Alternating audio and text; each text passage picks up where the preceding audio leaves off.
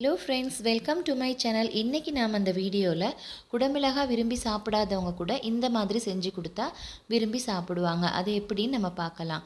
அதுக்கு ஒரு பேனில் நம்ம தேவையான அளவு குக்கிங் ஆயில் ஊற்றிக்குவோம்.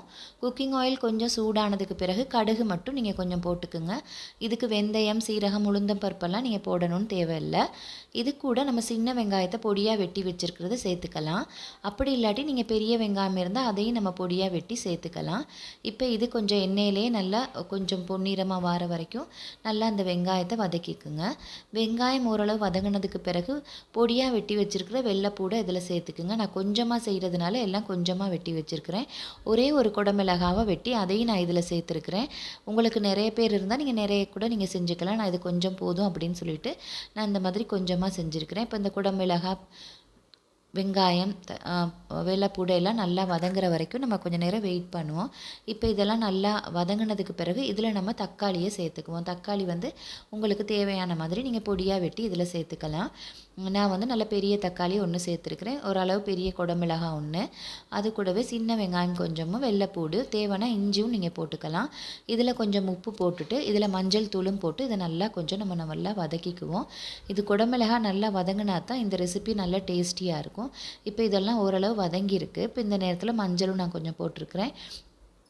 போட்டுட்டு இதை நம்ம நல்லா வதக்கிக்குவோம். இது கொஞ்சம் வதங்கினதுக்கு பிறகு லைட்டாக மாதிரி கொஞ்சம் வதங்கினதுக்கு பிறகு இதில் மிளகாத்தூளும் மசாலாத்தூளும் நம்ம இதில் சேர்த்துக்கலாம். நல்லா காரமாக வேணும்னா நீங்கள் மிளகுத்தூள் நல்லா கொஞ்சம் தூக்கலாக சேர்த்துக்கலாம்.